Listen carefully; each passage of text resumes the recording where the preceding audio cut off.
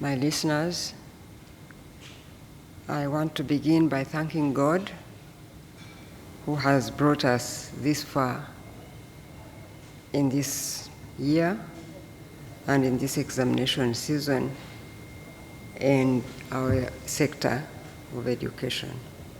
We know that we have over 1.28 million children sitting this exam in this season. As you all know, this exam began earlier on in the month of October, about the 17th, with the lower secondary S4. But I thought this time, as we enter a new week when PLE is beginning, I thought that I would come to you so that I clarify some issues so that all of us, all our stakeholders in the education sector, especially in the primary subsector now, do agree with us and the parents, and we walk together on this journey as we start PLE next week. As you are aware, the country is facing a different but not new an enemy in the form of Ebola virus, and the outbreak has been on now for some time.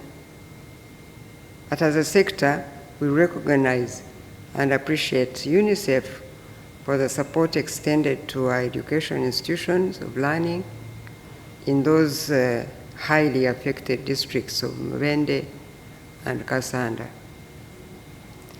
Therefore, together with the Ministry of Health, we have agreed on following measures to be observed during this phase of PLE to ensure enhanced safety to the candidates, the invigilators, the scouts, the UNEB, leadership, and all those who are supervising PLE, and the parents, of course, and other staff during this term of examination. Now, first and foremost, as a ministry responsible for education, we want to reiterate the importance of consistently observing the basic SOPs for prevention of the spread of the Ebola virus disease. I therefore urge those listening to me today that please remember that these SOPs are good not just for you alone, but for even those around you and the country in general. I want you to listen to me as I go through these agreed points. I call upon the UNEB monitors, the invigilators, the supervisors, and scouts to be vigilant. Please be vigilant during this season of PLE and UCE and USCE. Please listen to what the Ministry of Health has prescribed as SOPs for prevention of the spread of Ebola virus disease in our country. This is very important. And sometimes the ministry sends out instructions, and some head teachers and in some schools decide to defy those instructions. But these instructions are always for the good and safety of everybody, especially you who are in schools and supervising this work, and the children themselves. So I want to reassure the public that as a ministry, we are working with the sister government ministries and agencies to ensure that we have a successful PLE conducted within the broad framework of Ebola SOPs as announced by the President recently. I'd like to inform all the school administrators, and the public that the primary school pupils who are day scholars shall stay away from school. Now this is changing nothing. It's not as if we are sending children home. The schools which are day schools normally have children come to school every day and go home every day.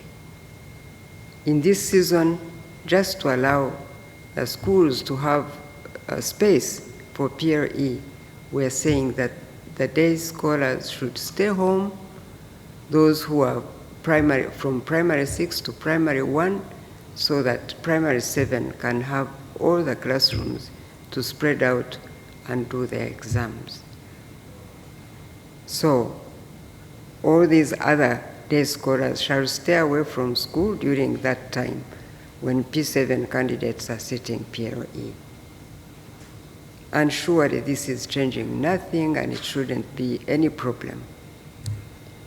All pupils who are boarding at school but are not in P7 shall remain at school. Now this, I think, the parents agree with us this time that it's not necessary to send these children home when they are going to have to come back to school. So we have agreed with the Ministry of Health, and now we are clarifying it for the teachers and schools, that these primary schools which are boarding schools will just stay at school. The children will not be in class, they will stay out of class, but they will stay in school. I want that to be clear when PLE is taking place.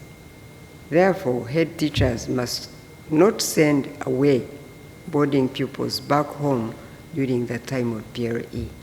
I want that understood clearly. And the ministry has already sent out a circular to this effect.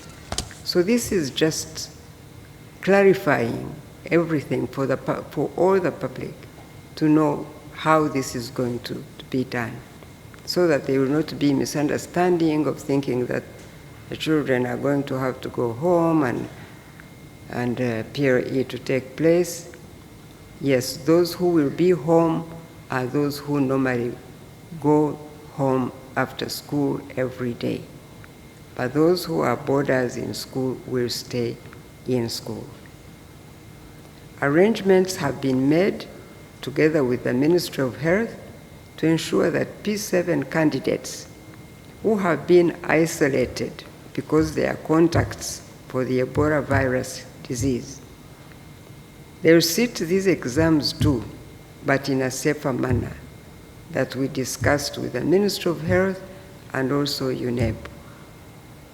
Therefore, no Ebola contact or case that is willing and able to sit their end of cycle exam should be denied the opportunity to sit their exams.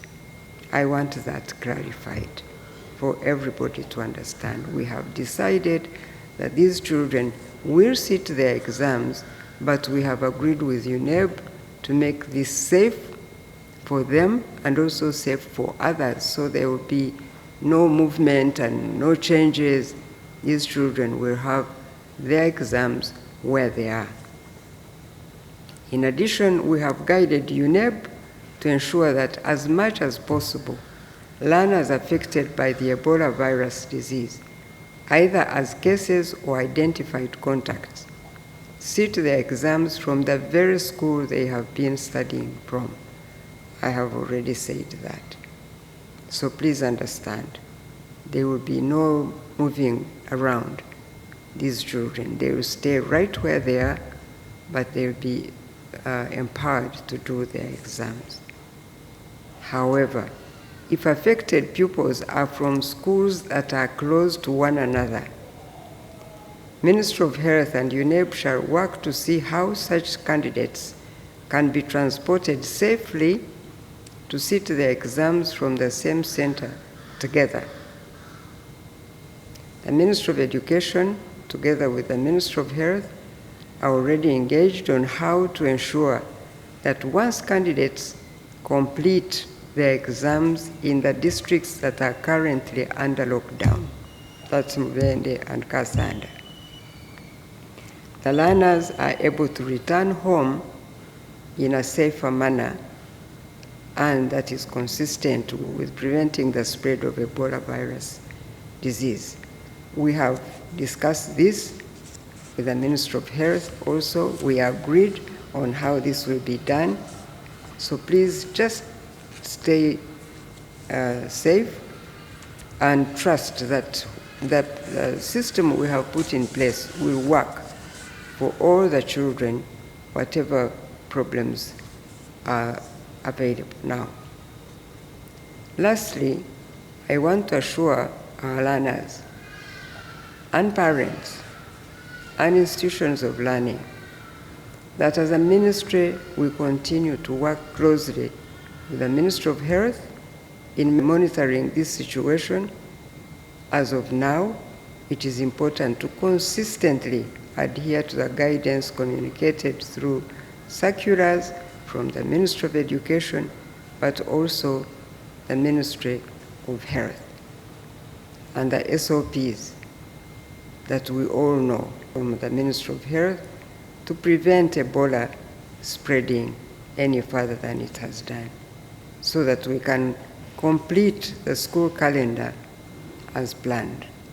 So please help us, every one of you, where they are strategically placed, do your work as we pray and cover you in prayers, and you pray with us also, that God may really help us to see these exams through as we come to the end of the year. I thank you for listening to me, and I pray that everybody will do their part, because all the schools have the circulars from the Permanent Secretary of the Ministry of Education, and now I have tried to do this clarification so that all of us are together and understand